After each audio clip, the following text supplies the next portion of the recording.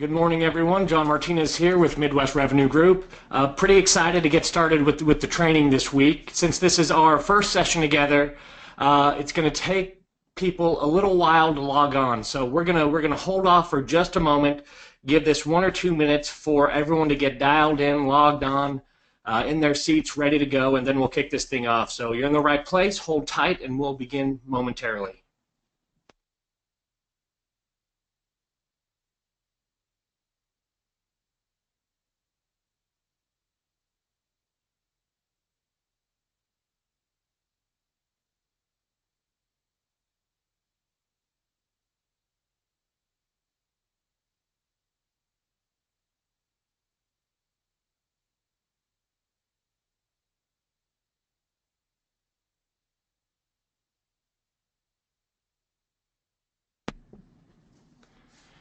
All right, got people flooding in still, so we're going to start at about 2 minutes past the hour.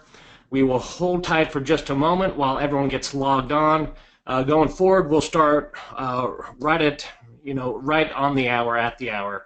But for this first session, we'll let everyone have just a moment to get dialed in, and then we'll kick things off. So pretty excited to get started with you today. We're gonna fly through a whole lot of information, so it's gonna go quick. But it will definitely be worth it. We'll set the foundation for the training that's to come, and we'll get moving here in about 1 minute.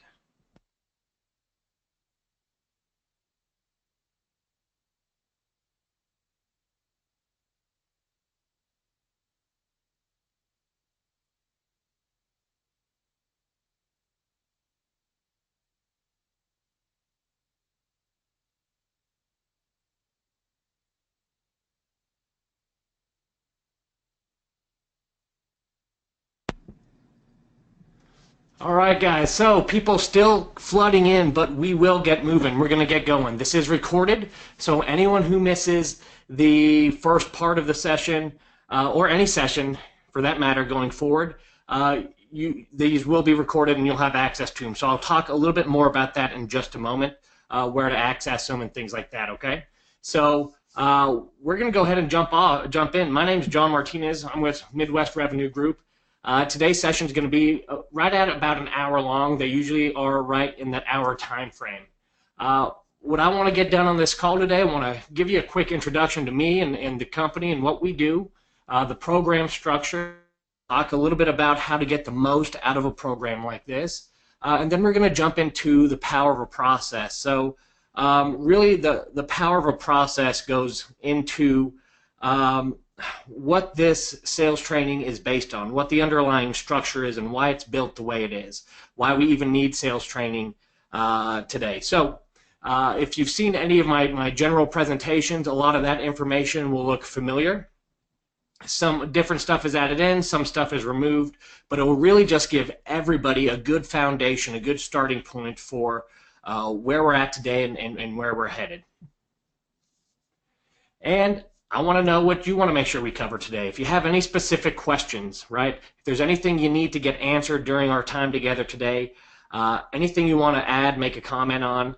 If you like what you hear, don't like what you hear, if you have anything to communicate at all, use that questions box. So GoToWebinar has a questions box you can use to type in.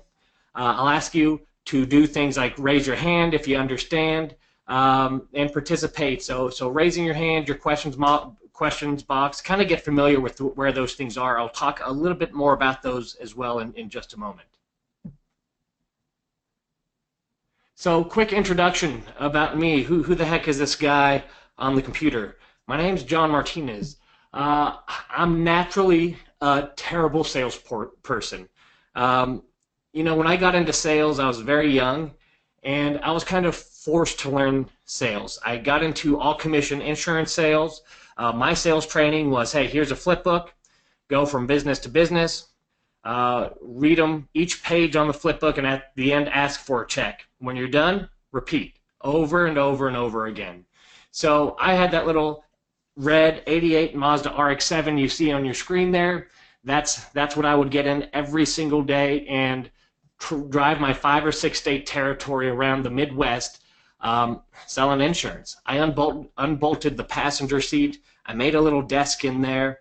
I had a blanket I used when it got cold because the heater didn't work, and I had a towel I kept in the glove box to wipe down the window when I needed to defrost it because the defrost didn't work.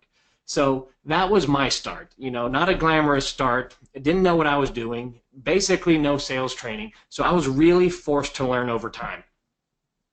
Now, since then, I've really taken a pretty deep dive into process and training and the psychology of sales and everything like that. So I've been studying this stuff for almost 20 years now. And in that time, I've also hired, trained, and managed thousands of salespeople. Built the sales systems for some of the most successful small and medium businesses in the country, all based on what you're about to learn. So I do want to tell you this didn't come naturally. This is what you're going to learn over this next 8 to 12 weeks is really the culmination of what I've learned through self-study and through actually being in the field, selling in all kinds of different industries and training salespeople to sell over the last 2 decades. So this 12 weeks is kind of your shortcut. Everything I've learned in that time and everything that I've learned from others, you're going to get in this course. So that's a little bit about me. Let's jump into the program structure. So you all should have got an introductory document from Amanda. Now on that document there's different links to the sales training and the videos and Dropbox and things like that. If you've misplaced that or you need another copy of that, on this webinar there's a handout section and you'll find that intro doc in the handout section. So you could go ahead and download it directly from this webinar right now or anytime during the training today. Okay? Now we use what's called a flipped classroom model. What does that mean? Well, it means instead of me lecturing for an hour like I'm going to do today, but it'll be the last time you hear me do it, instead of me lecturing for an hour, what we do is the students self-study by watching a 20 to 30-minute video in REI Sales Academy. Then when we get together, really, I ask questions. You do most of the talking. So it's kind of a reversed model. We do this for a reason. I don't want our time together live in this environment to be spent on lecture. What I want this time to be spent on is talking about how do we actually apply the concept we just learned. What's it sound like? When do I use it? What about this situation? What about this scenario? And we can practice those things. So the lecture part happens in those videos. You'll get a homework assignment each week. I'll email directly to you. It'll tell you which video to watch. Also in the intro doc, it tells you what video we're covering each week, so you're completely covered there. Watch the video on your own time, and when we get together, we take that deep dive into application. How does this work? How does this sound? What's it feel like? And we practice in this safe environment, so when you're out on the road or talking to a prospect, it's not the first time you've ever used one of these concepts or these specific words have left your lips. Okay, so quick check real quick, and we'll start with the participation. So I got one message that says my sound is off. Can everybody hear me? Raise a hand if you can hear me. Awesome, okay. So just must be a computer issue on their side. Thank you so much. All right, so weekly assignment video series in REI Sales Academy. This program is separated into weekly chunks, and we did this by design. Guys, it's going to be a ton of information. It's a lot. I don't want to sugarcoat it. It's a lot of information. So we separated it up into weekly chunks on purpose. If we just throw as much as we can at you as fast as we can, you're going to be overwhelmed. You might be a little overwhelmed anyways. So we have split this up into weekly chunks so we can go over one core concept and then spend all the next week kind of working that into what we do on a daily basis. So we're going to, Rome wasn't built in a day. We're going to slowly hack away at this, but here's one promise I can make you. Each week, as we learn more and more, there will be actionable takeaways you can use from that week to help start closing more deals and really just increasing sales. So every week you will get actionable items. Every week will help you become a better salesperson, but we've got to split this thing up a little bit or else you'll get overwhelmed and not use any of it. Okay? The live application and role play we've already covered. We do that in these courses. This is going to be more of a lecture today because it's just the introductory. And then each week, you also have a link to Inside Sales group call reviews. Here's what happens. We've got a group that's already up and running. We'll simply insert you into that group, and salespeople from across the country in different markets, all doing exactly what you do, send in their sales calls. Okay? They're recorded calls. And as a group, we listen to those calls, and we identify those things that are really working so we can start replicating those things. We also identify things that aren't working, and why aren't they working? What can we do instead? And we do less of the things that aren't working. So as a group, we kind of put our collective heads together and dive into these sales calls. And when we're able to hear ourselves and hear others doing the same things, we get a lot of great ideas, and we all get better, and our game improves. We all step up our game. Okay, Coach on Call. So in the intro doc, you also have my Voxer ID. Voxer is like a walkie-talkie. You can call me anytime on Voxer, leave a recorded message, and I'll get back to you. If you have a question, I can't wait till the next week, something's going on, you have a specific issue you need some help with, Voxer me, and I'll get back to you within 24 hours, usually a lot sooner, but I like to put that 24-hour caveat out there just in case. All right, everything's going to be recorded. Each one of our sessions together is recorded and in Dropbox. That Dropbox link is in that intro document. Okay, so there's a few things in there.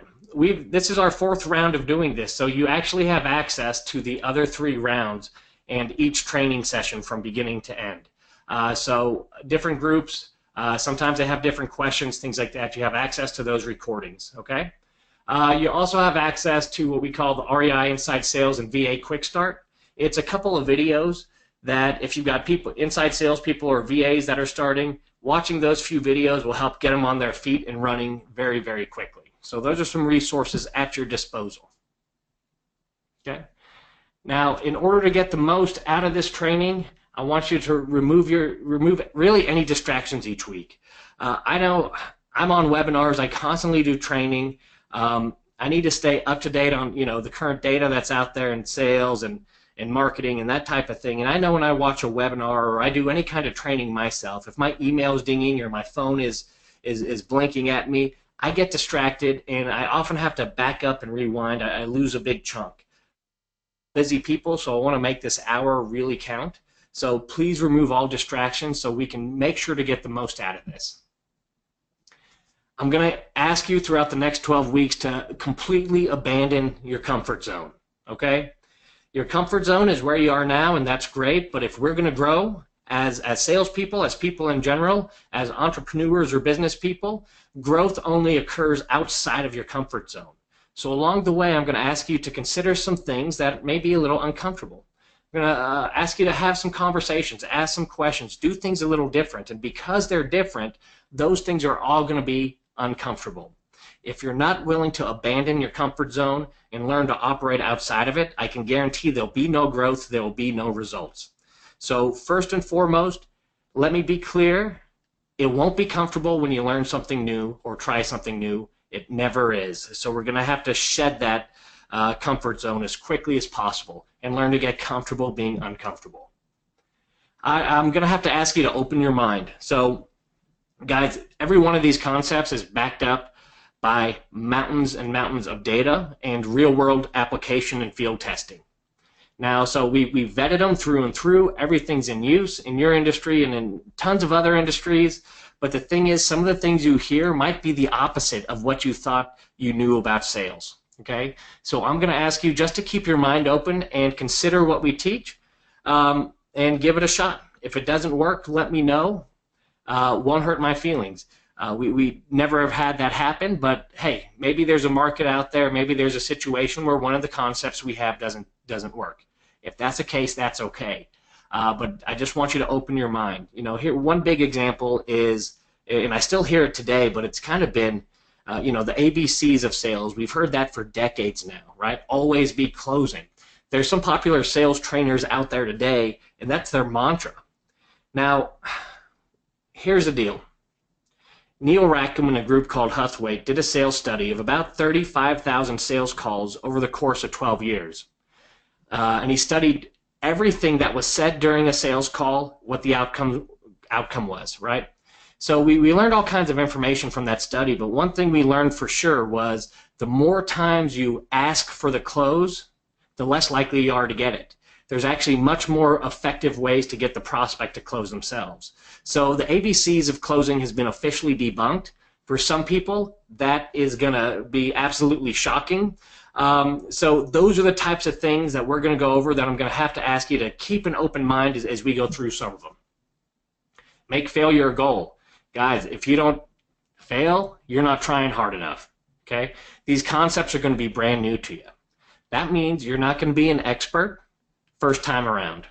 That's pretty rare. Okay? Because you're not going to be an expert when you first implement some of the stuff you learn, you're going to fail. If you are not failing, it means you're not trying hard enough, you're not implementing, you're not outside of your comfort zone, you're not trying anything new. So feel free to fail. You will mess up. That's okay. You know, those failures are stepping stones on your way to mastery. Okay, so I need you to have that open mind, make failure a goal, and again, participate. As we go on, I do not want this to be a lecture. The best classes we've ever had are the ones with the most participation, okay? So use those hands, raise them if you want to talk, if you have something to say, use that questions box. If you hear something you like, you don't like, if you just want to make a comment, go ahead and type it in real time. You don't have to wait for me to ask. Usually during these things, we've got a flood of comments and questions and things like that just pouring through that questions box, okay? Use it. It's there for you. All right, so I blew through that in 16 minutes, a little less actually. Does everyone have a solid understanding of what this program is and what to expect out of it? Can I get a raise of hands if there's full understanding? All right, seeing a few pop up, more. Okay, that's almost everyone. For those of you who didn't raise your hands, I know you might be driving or something like that, but if you have a question, again, please be sure to use that questions box and go ahead and type it in so I can make sure we answer it by the end of today's session. So now we're going to transition, and we're going to spend the remainder of our time going through at a very high level what you're going to learn over the next 12 weeks, okay? We're going to talk about what's wrong with the traditional sales process most of us have been taught and use, why prospects do those things that really get under our skin, and what we can do about it, okay? So this is going to give you a solid understanding, a solid foundation for what we're diving into. And then starting next week, we're going to go through it piece by piece, and you'll get those actionable takeaways each and every week, okay? So, systems and processes. Guys, we use systems and processes. I know it sounds like a business term or some type of jargon, but everything we do is kind of systemized, whether we know it or not, whether we like it or not. In our personal lives, the way we get ready for work or for the day, the way we get our children ready, we usually do things in the same order, the same way each day. The way we drive to work, or even the way we cook a meal. Why do we do things the same way every day? You know, you can look at businesses, and within businesses, each business runs on systems and processes. Whether it's a manufacturing system, an assembly line, the accounting system you use, everything usually happens in a specific sequence, right? So systems are part of our everyday lives, whether we plan to use a system and built a system specifically for what we're doing, or we've just worked it out over time, like our morning routine, or the way we cook a meal or prepare for the day, okay? So my question, and here's where we start with the participation, okay? So get ready, get your typing fingers ready. Why use processes? Why do we use those processes? Why do we create them? Or why do they create themselves over time? Okay, so Rick says streamline. Absolutely. And Rick, you're the first one to chime in. Thank you so much. Yeah, predictable outcome. I love that. That's exactly the words I use. Keep from making mistakes, free up our brains, predictable outcomes, avoid mistakes. So yeah, awesome participation. Thank you, guys. Consistency serves as a guide. So all those answers are completely right, okay? We use processes to really produce predictable, repeatable outcomes. So sales is no different. We want sales, right? Or we want to be able to identify non-sales very quickly so we don't waste our time with them. So even sales has a process, a series of steps that we can use and go step by step to produce a predictable outcome. And if that outcome isn't what we like, we can simply tweak the process and make that work for us, change the outcome, right? So are systems really important in sales too? That's my question for you. You can answer if you want or not answer, but that's a question we have to ask ourselves, right? Because we're all on this call. We need to make sure it's the best use of our time. Are systems important in sales too? You're going to get to know that I'm a real data-driven guy. I don't believe it unless I can look it up, measure it, test it, put it out in the field, and test it some more. So I like this study from 2011 by the Corporate Executive Board. They surveyed about 5,000 consumers on why they make the purchasing decisions that they make. And really 3 factors came out to be most important when making those decisions. The sales experience, a company's product, services, or its brand, and pricing. Now, most people, the gut instinct would be how do people make decisions? Pricing, right? But 53% of the respondents there, over half, said it was the sales experience themselves. So no matter what your product is, whether your company is recognized or not, whether you have that name brand recognition or not, 53% was through the sales experience itself, which is absolutely awesome for salespeople because that means we can control outcomes, right? We control the sales experience. We can control those outcomes. We can no longer just say, you know what, the product stinks, or the company stinks, or our pricing's off. We don't pay enough for homes, or we charge too much if we're selling turnkeys, or whatever the case may be, right? So we've got control. It's a sales experience itself. And I can tell you firsthand, I see this all the time. In the companies I train, sales teams, I do a lot in the corporate world as well. And there'll be a company, and I'll go through and I'll interview the salespeople before the training starts. And we'll ask about, you know, what's the challenge, what's wrong, what are you being faced with? And some of the people will always tell me, you know, the product's not the best, right? It's not bad, but we don't have top-line product. Or the market really stinks right now. Or, you know, there's some companies out there with just better pricing, we always lose on price. And it's those individuals with those excuses that blame outside forces that always have the lowest closing rates and the lowest sales volume. And then others have double, triple the closing rates and sales volume. They don't have that head trash. They understand that it has nothing to do with, or very little to do with those outside factors. So that's exciting for someone like me, who's a sales guy who loves process. Now, when we talk about process, it's really important to first determine where are we at, right? What's the current situation we're in? We're going to talk about sales process, buying processes, and kind of how those things all come together. So first I want to talk about a prospect's buying system. So what system do they use when buying? And prospects do use a system. Again, they usually don't know it. No prospects went to buying school and learned this is my buying system. But it usually develops over time, just like, again, how we get up in the morning, get ready for the day. Those systems kind of work themselves out, right? So prospect's buying system, and this is when a salesperson is involved, okay? Let's go through it step by step. When a salesperson's involved, a prospect's first step is usually to mislead that salesperson. Now, I know this sounds like I'm bad-mouthing prospects, like they're mean and nasty, but that is not the case at all. We all mislead salespeople, and it's natural. I love to use the example of going to a car lot because that's the quintessential sales scenario, right? So I want you to put yourself in this scenario for just a moment, okay? You're going to a car lot. You're going to go look at cars because it's time to buy something new for whatever reason, and you get out of your car, you start walking into the lot to look at vehicles, and from your right-hand side, you see a sales guy approaching. Sales guy says, what can I do for you today?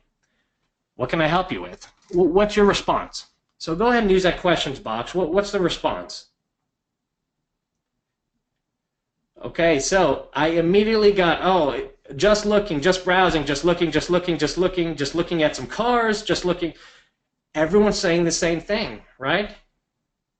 Now, whether you have any intention of buying or not, which if you showed up, you probably do, we mislead, right?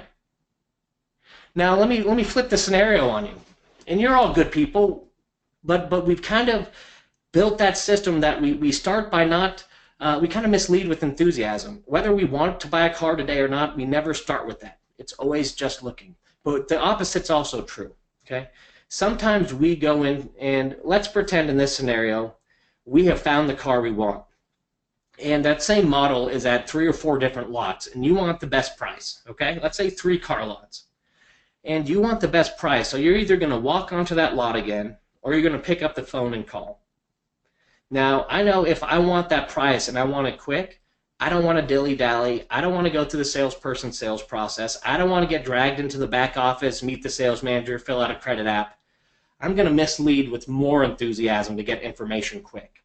I'm going to say something like, sales guy, I'm buying a car today. This is the one I want. If you give me your best price right away and don't mess around, I'll probably buy it today. That salesperson's going to run as fast as they can, get the best price possible on the vehicle, and deliver that information. So I can mislead with less enthusiasm to get a salesperson off my back, or mislead with more enthusiasm to get information quickly. So let's do a show of hands here. If you guys have ever had sellers or prospects who seemed extremely enthusiastic, wanted to sell a property quickly or buy a property quickly, and they're on fire, hot prospect. They ask for the information, what's your offer, and then they disappear. Raise a hand if that's ever happened to anybody. You kind of abandon your sales process, don't you? You jump through hoops and you give them whatever they want as quickly as you can, and they just got that information and now they're out the door. You see, prospects have learned this buying system when a salesperson's involved. So what do they do next? We mislead with more or less enthusiasm, then we do some research. So if we're back on that car lot, okay, put yourself mentally back on that car lot. You're browsing. My gosh, you just found your baby. You just fell in love with this vehicle. You get in, you're testing it out, and well, let's say even before you find, you're just researching, right? You research. So you go, you sit in 10 or 20 cars, and then you find the one. Okay, this leads into our next step. So after we do our research, we're going to mislead again. So let me back up a bit and re-explain that because I kind of jump steps there. So after we mislead, we get that salesperson off our back or get more information. We do our research, but let's say we do our research and we've made a decision. We found that car we fell in love with. Okay, everybody with me? So we found that car. I don't care what I have to do to get this car, what the budget is, what I have to tell my wife. If I'm going to get some grief from her, I'm buying this car. But the sales guy now walks back up to me and asks how I'm doing, checks in. Oh, do you like this car? What would you say? What would you tell that sales guy? Use that questions box again. Hey, did you find something you like? Bruce says it's okay. Jessica says I'm sure. Well, for the right price, I would. Picking at problems. Think about why did not a single person, we've already got about 10 or 20 answers in, not a single person told the truth. I love this car. Why do you guys think that is? Well, we're misleading again, right? We're not telling the truth. Is it because everybody on this call are just genuinely bad people? Absolutely not. But this is a learned buying practice. So this is how people buy when dealing with salespeople. And at the end of the day, if they don't make a decision, they go dark. So if you leave that car lot, maybe you go buy at another lot, or you're looking at other lots, or you're just not ready to make a decision, and that salesperson calls or emails over and over, do you answer? Absolutely not. And guys, awesome feedback today. Thank you so much for typing in. It tells me everything I need to know. It keeps us on track and kind of helps me pace the conversation appropriately. So that's right. So here's a prospect's buying system when a salesperson's involved. Mislead, research, mislead. If they're not buying, they're going dark. All right? So here's why that is. I'm not a bad person. You're not bad people. Our prospects aren't bad people. The reason prospects behave the way they behave is because they're afraid and they're embarrassed. They're afraid that the salesperson is going to waste their time. They're afraid the salesperson won't take no for an answer and they're going to get pressured. They're afraid that they don't really understand the problem. They don't want to be tricked. They want to make sure they get the best deal. They might not know exactly how to make the right decision. They might be embarrassed to admit that they're not the real or the only decision maker. There might be others involved, and if they let you know that, they might not get the information they want. At the end of the day, they might be afraid that they're going to make a mistake. Guys, raise a hand if this makes sense. Okay, they're coming up. Okay. All right, so yeah, hands are still coming up. Perfect. We've got good understanding here. And thank you for doing that. Again, that helps me gauge, as we go through training, that helps me gauge whether I need to spend more time on a topic or speed it up. So, prospects have a buying system, and that buying system is based on these fears, these embarrassments, these different factors. Prospects aren't bad people. We're not bad people. And your prospects that you deal with, even though they do lots of things that get under your skin, like disappear and go dark or mislead you or don't tell you the whole truth or don't answer your questions, it's not because they're bad people. It's because of these fears. So let's take a step back from the prospect's buying system and look at traditional sales, okay? Here's the traditional sales approach. Needs analysis. What can I do for you? Presentation. Here is my beautiful product or service, all the bells and whistles. Here's 101 reasons why you should do business with me. I'm going to try to overwhelm you with all this fantastic stuff. Now I'm going to ask you to do business with me and go for the close. Always objections. I'm going to try to overcome them. And if there's no sale made right there, I'm kind of in chase mode saying, what about today? What about today? What about today? What about today? Okay, this should look familiar to everyone. Let me know if it doesn't, because this is traditional sales at its finest. This is what we've learned over the last 40 or so years. Now let's put those two systems together and we start to see that correlation. Why do prospects buy the way they do? Well, if you put these two processes or systems side by side, we can start to make the connection, right? They go hand in hand. The traditional selling process and the prospect's buying system. When we really take a look at it, what we find is the traditional sales process is completely dysfunctional. Traditional salespeople and traditional selling have conditioned prospects to behave the way they do. So guys, do we all agree when we mislead salespeople, when we go dark and don't answer their calls or emails, is that in response to their sales tactics, right? Someone said just a few minutes ago, yeah, we've been trained to do that, right? So I'm going to slide back to that slide one more time. You see in traditional selling, needs analysis, prospect is misleading with enthusiasm to start to get to the research. We present, then they do their research. We go for the close, they mislead. We overcome those objections, which sometimes aren't even real objections. At the end of the day, they go dark and we're in chase mode. We kind of go hand in hand, okay? So again, prospects' behavior is really a direct response to the dysfunctional traditional sales process, okay? Does this all make sense? Are we kind of looking at prospects in a different way now? Awesome. So let's jump into another system real quick. Prospects' natural buying system. No salesperson interaction, okay? Identify a problem or opportunity. Now, most of us online shop. I want you to think of it this way. If you hop on Amazon.com and you're looking for a pair of sneakers or whatever it is, they have everything, right? We've all been on Amazon.com. If you're on Amazon.com, you usually identify a problem or opportunity first. It might be boredom. That's the reason why you're shopping.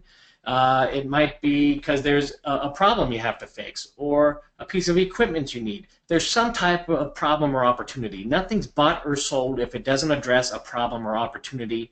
I absolutely 100% guarantee it. Whether it's something as silly as an Elvis tie or as extravagant as a Rolex watch, there's always a problem or opportunity it's addressing. Okay? A band t-shirt, right? Someone wants to show the world how into the band they are. You know, I love the Doors. Or how do I start a conversation about the Doors with strangers? It solves a problem. Or you buy a shirt just because I need a new shirt. But there's always a problem or opportunity that kicks off any natural buying system. Okay? We can jump and dive into that if you want to, but I guarantee that's what we're looking at. Okay, after that, evaluation of options. And let me back up for a moment. When we start with that identifying a problem or opportunity, do we get onto Amazon.com and start by misleading the internet? I may or may not be looking for a shirt, I don't know.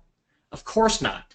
You can start to see right away there's a distinct difference between how a prospect behaves when a salesperson's involved and when a salesperson's not involved. So we identify that problem, that opportunity, we evaluate our options, and we make a decision. We purchase or we pass. Simple as that. Okay? So this is a natural buying system. This is without a salesperson gunking it up, causing prospects to do all kinds of crazy behavior that salespeople just despise. So now let's move into an effective sales system. Okay? Now that we've kind of taken a step back and we said, all right, let's look at why prospects behave the way they do, what the traditional sales system is, what the traditional buying system is, and what the outcome is. Now let's look into building an effective selling system. First thing we want to do is align with the prospect's natural buying process, okay? So we want to align with that identify a problem or opportunity first slide, right? We want to go hand in hand with the way they like to buy. Next, we want to address or remove all of those prospect fears, okay? Now, there's a lot of them. Remember, all those prospect fears, anxieties, all that pressure that they feel, that's the reason why they act the way they do. That's the way we act the way we do. So we've got to somehow address all of those fears and concerns. And our sales process, our sales system also has to take into account everything we now know, everything we've uncovered about behavioral economics, psychology, neuroscience, and what just countless studies of sales and decision making have proven over time. We got to take what we've learned over this last decade that wasn't even around when these traditional sales systems were built. We need to make sure we take those into account, right? So the ingredients we use when we built the sales system you're about to learn is everything from the most effective sales systems on the market today, Miller Heiman, which is great for the complex sale, multiple buyers, multiple sellers, action selling, spin selling, which dives deep into questioning strategies, Sandler, that goes into the emotional sale, and then also, human psychology, the science of influence, systems thinking generated from MIT and Peter Senge, neuroscience, behavioral economics. We jump into all the greats here, and we make sure we take everything into account when really building this sales system. And when we look at it, it's really not as much a sales system as a decision-making system, helping our prospects make a decision. And that's a combination of economics, neuroscience, genetics, biology, psychology, and the rest of the social sciences. And where those all intersect is really the science of decision-making. So I know it sounds like it goes pretty deep, and it does. You're not going to have to learn all the science behind it. We've done that for you. But rest assured that this selling system is built on a foundation of sound science data and all been field tested. Okay? An effective selling system. This is what it looks like, okay? We put together this diagram just to help keep you on track. And when you're in sales calls, we'll actually give you what's called an outside sales review sheet. It's 2 pages long. It has each part of the sales process or sales system on those 2 pages. It's actually attached to this webinar now, so you could go ahead and download it now or at any time. And it'll walk you through this system when you're on a sales call or appointment. I still use one of these to this day. So let's go through this pyramid block by block. We start at the bottom because you start with foundation, and we'll build our way up. Okay? We're going to start with preparation. Okay? But before I jump there, remember this? This selling system, I want to remind you, will address every one of these fears and concerns. So the selling system you just saw goes hand in hand with all of those fears, concerns, and more. Okay? The different steps and different tactics we use.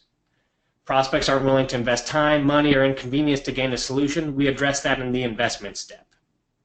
Okay? Prospects get cold feet. They experience buyer's remorse. They change their minds. We address that in our confirmation step. Every one of the things that your prospects do that get under your skin, that cause you to go crazy, that make you say, why are they doing this? We address each one head on in this selling system. How's that sound, guys? Does that sound good? Raise your hands if that sounds good. We all in? Awesome. So that's really the foundation of this system. That's really what I want you to get out of this. So, and again, I want to let you know, this selling system, it's not brand new. We've deployed it in about 50 or so industries. We're just under 50. Real estate being a huge one. We're currently training about 40 organizations in the real estate investment space now. The ones who've been with us are seeing great success. So this thing, whether it's your sale, the REI type of sale, whether you're buying homes at discount, selling turnkeys, selling wholesale or retail, or telemarketing, a 2-minute sales call, $49 price tag, or a 2-year sales cycle with high dollar products and services. Whatever it is, this sales system has been put through the paces. It is tested in your industry, almost 50 others, same result. So, quick question to you guys. Why do you think this sales system is effective for all industries and not just for real estate? How in the world could one selling system work in so many different scenarios?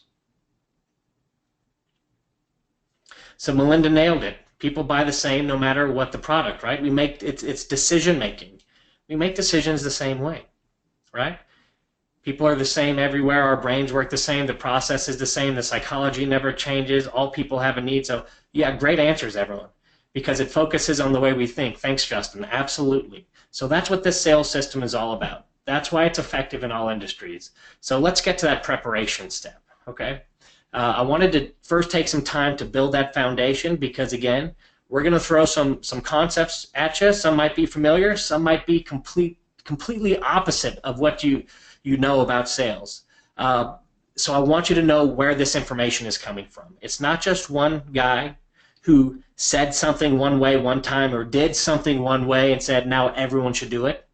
That doesn't work. That's not scalable. That's not transferable. These are the core concepts that build the system. So preparation. We are not going to spend a lot of time on this step because in your industry, you're already prepared. From a macro level, all this means is identifying a need, right? You know what your prospects need. You understand that. Identifying your target markets geographically, and then even within that geographic market, what's your buyer or seller really look like. You guys have that dialed in. I've worked with enough of you to know you know your market. On a micro level in the presentation step, you're going to ask yourself questions like, what is this prospect likely to ask me? What are they likely to see? How far along are they in the buying or selling process? Do I have any competition?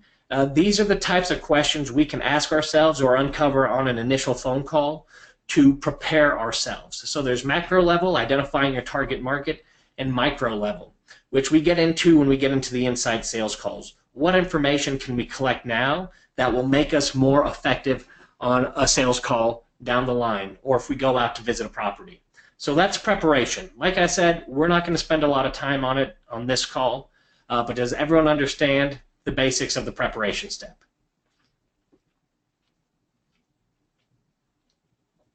Awesome. Thank you for the feedback. Okay, let's move into the diagnosis. And guys, this is where we're going to spend a lot of time during this training. We've got 4 sessions devoted to this one block.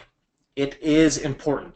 We'll do two courses on the basics of it, and then 2 advanced courses on how to be really good at the diagnosis. So let's jump into it. We're going to spend some time on this step even in this call because it is so important. So what is the diagnosis step? Well, we got to identify if there's a problem or opportunity, right? If there's no problem or opportunity, no one needs a solution. No one's going to buy from you. Every business is in business to do one thing, and that's to solve problems or help a prospect capture an opportunity. If we're not doing that, we're out of business. So that's what we identify first. This is really where a sale is won or lost. People don't usually believe me at first when I say this, and that's okay, right? We usually think a sale is won or lost on the presentation or the offer. But I'll tell you right now, this step, this diagnosis step, is going to be where you lock your prospects in or where you lose them, okay? Extremely important, and that's why we're going to spend so much time on it. In this step, we're going to uncover that problem or that opportunity using questions. Very simple questions. Those will be our tools, okay? Again, when we look at that study of Huthwaite, 35,000 sales calls over the course of 12 years, we found some things we already knew, like, hey, salespeople that ask questions get more sales. When the prospect is talking, it results in more sales. But they dug a lot deeper. They actually found 4 types of questions that salespeople ask, and they found that they ask specific questions in a specific sequence. It leads to more sales than any other time. So we're going to use questions as our tool, and part of that questioning strategy is going to lead to emotion, okay?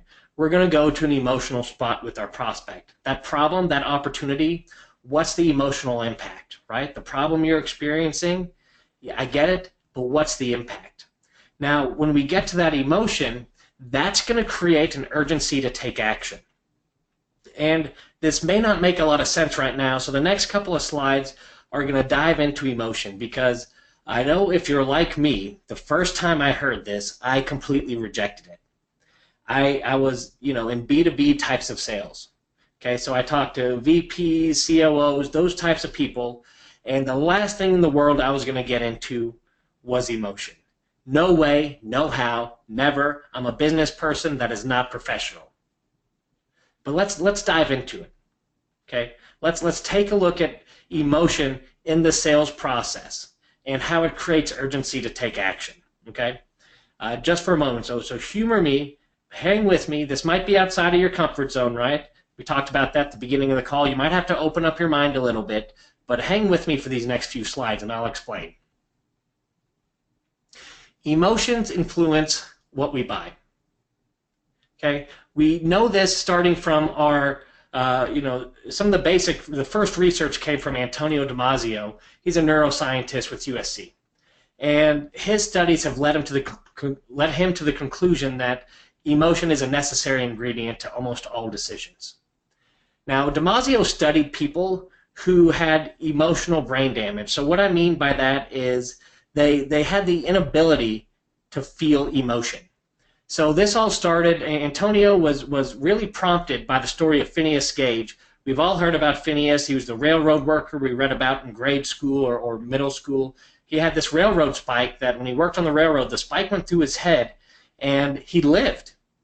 Now, the thing was, it took out the emotional center of his brain and his behavior really changed. He lived and he was healthy and he was just as smart, but his behavior changed. So prompted by this, Damasio started to look at people with the same type of emotional damage. There was some type of trauma. For some reason, people couldn't feel emotion. And when he studied these people, he found something really interesting. No matter what their IQ was, they'd run all kinds of tests. These people were normal in every way except lacking emotion. And what they found was these people could not make decisions. One of his studies was whether or not they could choose between a ham or a turkey sandwich. Something as simple as that. And they could look at the 2 sandwiches. They could really look at, okay, what's the cost, or what do they taste like, or what, what's, are they healthy, are they not healthy? All those things. But because they did not know how they felt about it, how they felt about each decision, they were unable to make decisions. So this was our entryway. Damasio's work was our entryway to the connection between emotions and how they influence what they buy, what we buy, what our prospects buy. And guys, I'm going to talk a lot about the emotional brain, okay? Now, the emotional brain is really not this, fuzzy, made-up kind of part of the brain. When we talk about the emotional brain, it's how a couple of core pieces really interact with each other. So I'm going to say all throughout the training, emotional brain, okay?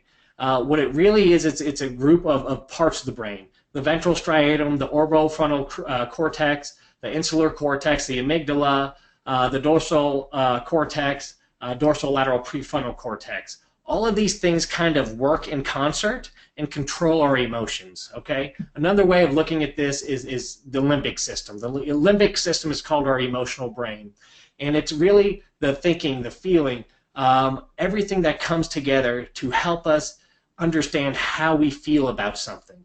So we're going to talk a lot about the emotional brain, but understand there's some pretty heavy science behind it, but for the sake of our conversations, I'm going to call this kind of concert of activity the emotional brain. So do we all understand what the emotional brain is and what I say and mean when I say emotional brain? I want to make sure we've got a clear understanding there. Okay?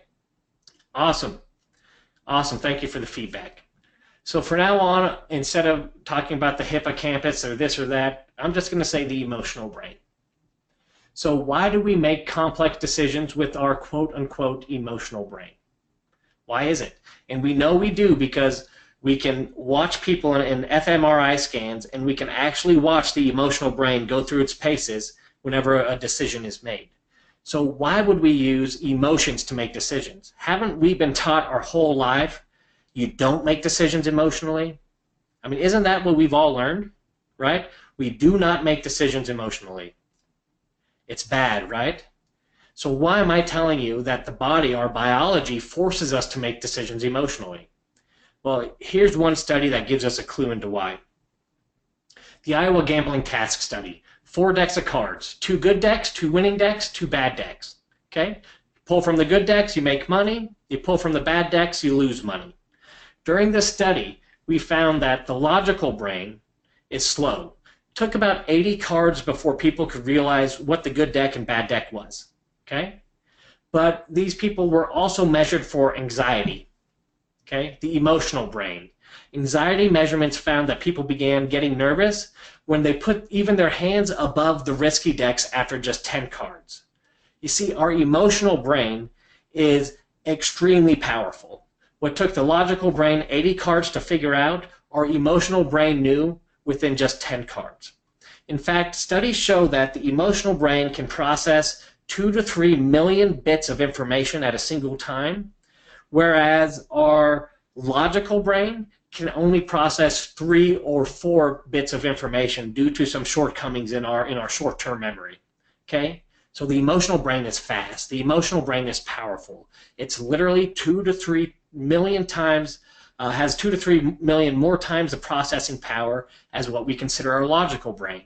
So this study and others help shed some light on why do we use that emotional brain to make decisions. Okay? So if we now know that emotion's a part of almost every decision, and we now know the reason why, because that part of our brain is so powerful at processing, the obvious question that comes to mind is this: why can't I remember making emotional decisions? If that's the way it really is, shouldn't we remember every day making emotional decisions? Why in the world can't we remember emotional decisions? If you guys think back of your decisions over this last week, don't you have good reasons for them? Didn't you really rationalize each and every one of those out? Weigh the good versus the bad, look at possible risks, those things. Weren't those pretty logical decisions? Why in the world can't we think of any? Well, because our conscious mind always makes up reasons to justify unconscious decisions. Okay? Gerald Zaltman, professor of business at Harvard, said that about 95% of our purchase decisions take place unconsciously. Why is that? Well, here's why it is. Here's some proof. Here's more studies. Like I said, I'm a big data guy, so I'm going to dump a lot of studies on you. Okay? We looked at another study, patients who had seizures, epileptic patients. And one common procedure that doctors or surgeons do to prevent seizures is separate the right and left hemisphere of the brain. Really what that does is there's a cord that connects the two, and it disconnects the emotional part of the brain from the logical part of the brain. Okay? Now, something really interesting besides just stopping seizures happens when the doctors do this. They ran some studies. They took people who've had this procedure done to stop seizures, and they found out something really interesting. They were able to deliver messages to each side of the brain independently. So on one study, what they do is they would send a message to the emotional part of the brain saying, hey, go get a drink of water. Now remember, the logical side of the brain did not see this message. So the person gets up, starts going towards the door, then the doctors would stop and send a different message to the logical, rational side of the brain. And they'd say, where are you going? Now remember, that side of the brain, disconnected, has no idea where it's going. But the patient would never, ever admit, the logical brain would never admit it didn't know. It would always just make up a reason like, hey, it's cold, I'm going to get my coat. This study and subsequent studies afterwards have showed us that decisions are made unconsciously in the emotional brain, and then we find reasons to justify it. Who on a deep level already feels that and understands that? Who makes a decision and then spends time convincing themselves of why that was a good decision, even though you know that was an emotional trigger? Awesome. So guys, this is the science behind the diagnosis, okay? So we don't want to sell to the wrong side of the brain, okay? We know where motivation and urgency lives, so we're going to target that with our questioning strategy in this diagnosis step. If we don't do it, if we only sell to the logical side of the brain, we actually shut down the emotional part of the brain, which makes it almost impossible, like those patients with emotional brain damage, to make a decision. So this might give you a clue. If you guys ever been in a deal where it made perfect sense in every way, it was just a sweetheart deal, you're like, this is a lay down gimme. It's just absolutely perfect logical sense. But then it doesn't happen. You see, salespeople who lean completely 100% on logic actually turn off the motivation and urgency piece of the brain, the emotional side of the brain, and have a tendency to not get as many sales. So that was a diagnosis step. We don't have much time left, but that's where I wanted to spend most of our time today. I'm going to shoot through the rest of these steps so you have a basic understanding. Investment, okay? In order to get your help, prospect has to give up some types of resources, okay? I call these deal killers, okay? In order to get your help with a problem or an opportunity, the prospect has things they have to give up. These things are money, time, risk, relationships. If they decide to do business with you, these are things that could be impacted, okay? If someone's living in a property, someone else wants to buy a property, a family member is a realtor, wants to sell the property, could buying from you or selling to you impact that relationship? So this is what I call deal killers. The diagnosis step is what we use to uncover why someone would do a deal with you and build that motivation. In the investment step, we start to uncover everything that will get in the way, and we address those. Make sense? Why would someone do business with you? Now in this step, we uncover what would get in the way, and we can actually sort through all these objections early in the sales process before our presentation, and we'll use the pain and emotion we dug up in the diagnosis process to get the prospect to overcome all their own objections. How does that sound, everybody? Prospects overcoming their own objections before you even get to your pitch. Okay, we do the same thing in the decision process step, okay? Who has the power to say yes or influence a yes? How will they make that decision? Oftentimes we make assumptions and we don't ask these questions and we sell to the wrong people, pain, or decision process. We also want to uncover who has the power to say no, but who else has the power to influence a no? And how will they look at this deal? How will they look at the decision, right? So we'll uncover, again, deal killers. Here are things that could get in the way. So here are things that can kill a deal. We will uncover who has the power to say or influence a yes or a no, so we can make sure to overcome all of their objections, address all of their needs, answer all their questions, and when it comes time to present the things that they need to see to make a decision. Again, these are things that usually kill a deal after we've done our presentation and we have no idea what we missed. All those things we've missed in the past that we find out later or don't find out at all that have killed deals, we're going to uncover them purposefully up front and deal with them. Make sense, everybody?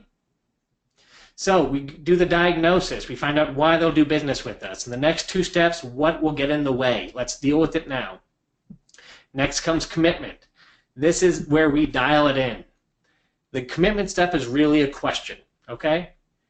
The question we ask is, Mr. or Mrs. Prospect, if I can show you exactly how I'm going to solve the problem you told me you want to solve, within those investment parameters you've agreed to and said you're comfortable with, and I provide everything you want to see in order to be comfortable making a decision, will you be able to make a yes or no decision? Not a yes decision, a yes or no. What we do is, this is a step in our sales process before we present, where we dial in our presentation. We find out right here if we're going to get decision or not. If they say, no, I'm not going to be able to give you a yes or no decision, we know we've missed something.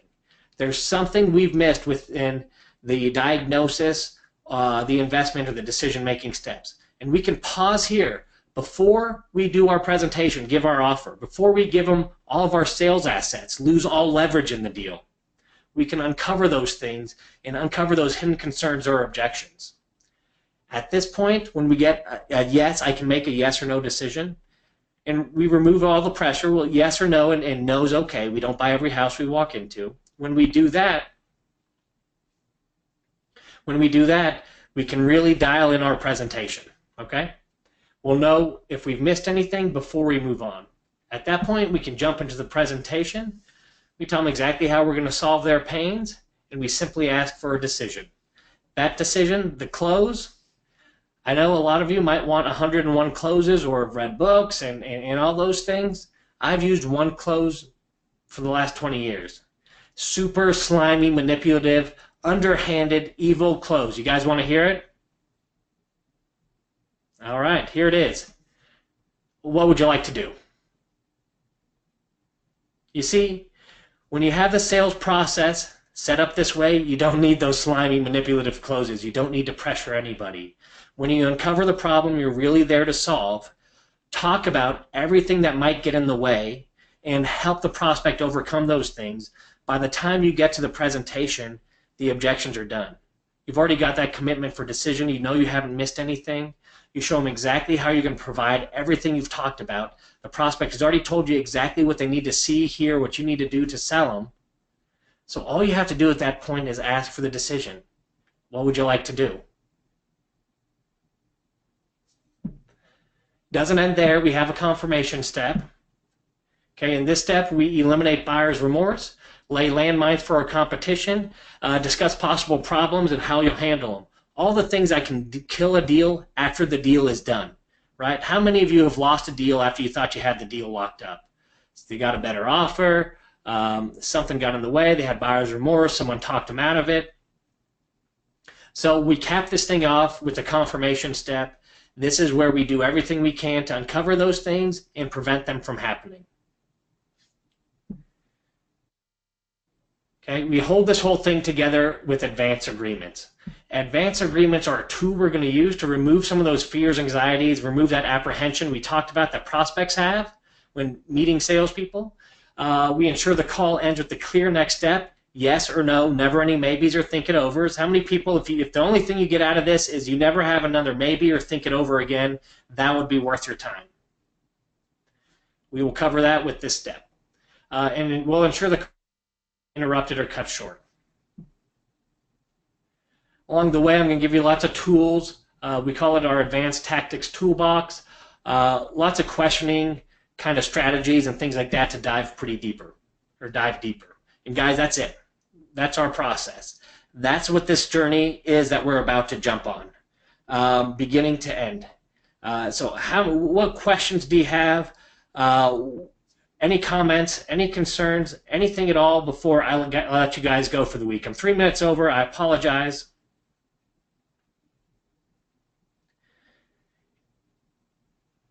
Awesome. So this has been recorded. If you need anything, type it into that questions box now. I'll go over it, get back to you. You can also email me, Voxer me. Any way you want to get a hold of me, go ahead.